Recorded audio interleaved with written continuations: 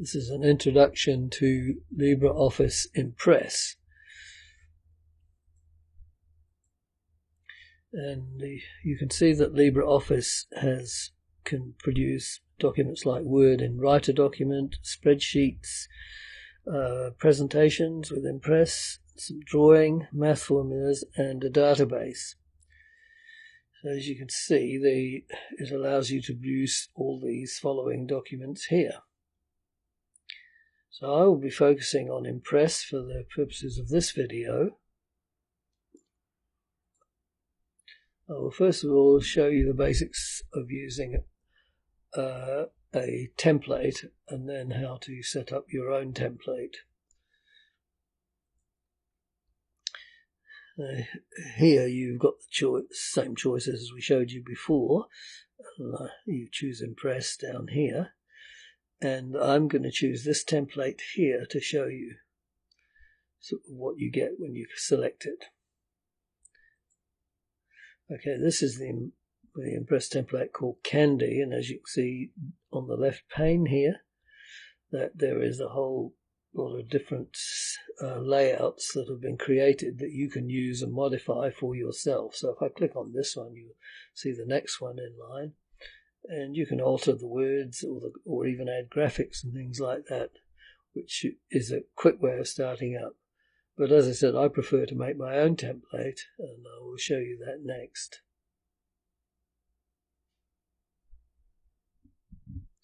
When you first load LibreOffice Impress, this screen comes up and you can select one of these templates here if you wish to use a template instead of creating your own.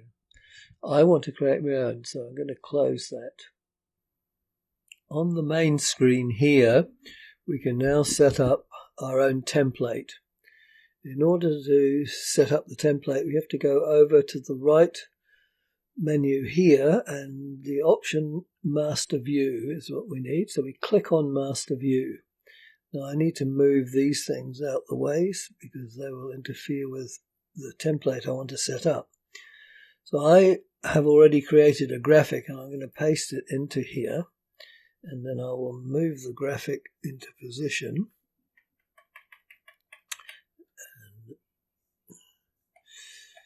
That should be all right there. That's how I want my template to be set up.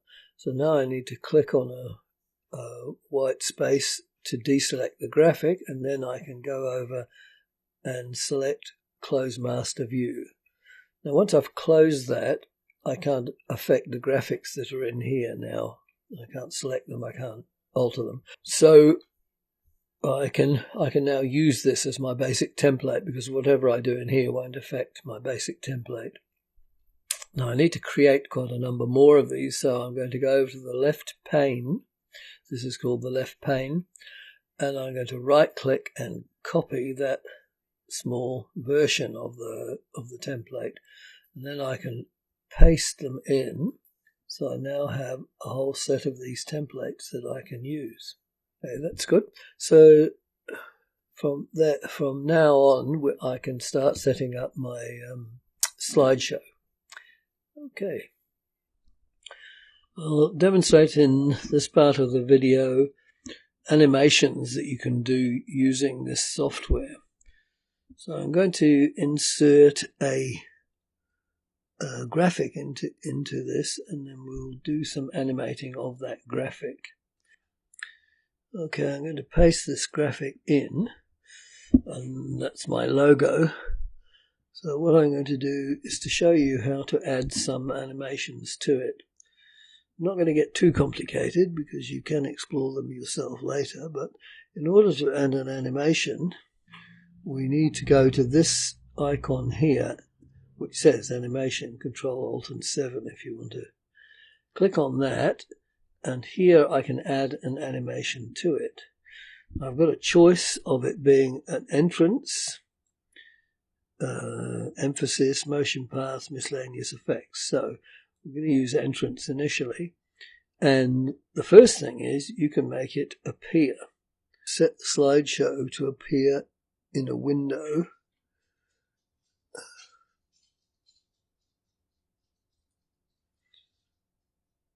I'm going to select the window here, okay, and then we will do that again.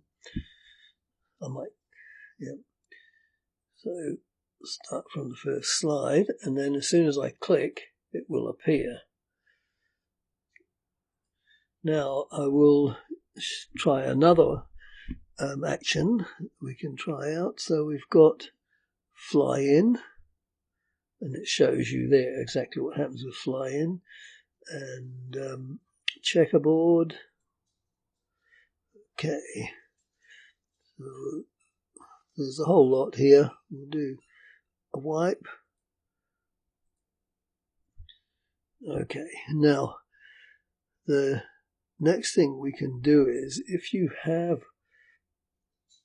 more than one graphic, you can actually cause one to not appear until you've finished an action from a first one. I'll just get another graphic. Okay, I found another graphic, so we'll move this over a little bit and make it a bit smaller. And then we'll put this other graphic in. This one here, which I will make rather smaller. Now what I'm going to do is to select the first one and tell it to appear.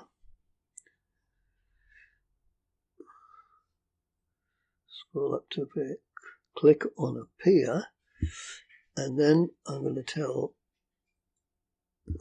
this one on the no, this time I'm going to add it and make it an exit. I'm going to make it disappear.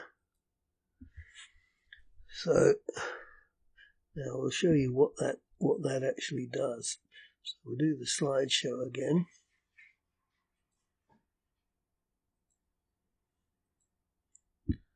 And you can make it disappear like that. If you decide you don't want a particular animation to happen, then you can select it over here and click on the minus sign, and it will remove it from the presentation. Now I'll show you what motion paths can do.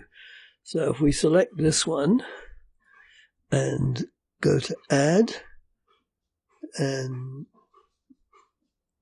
I'll just remove that first. Okay, so we're selecting that one, add, and entrance, and we want to use,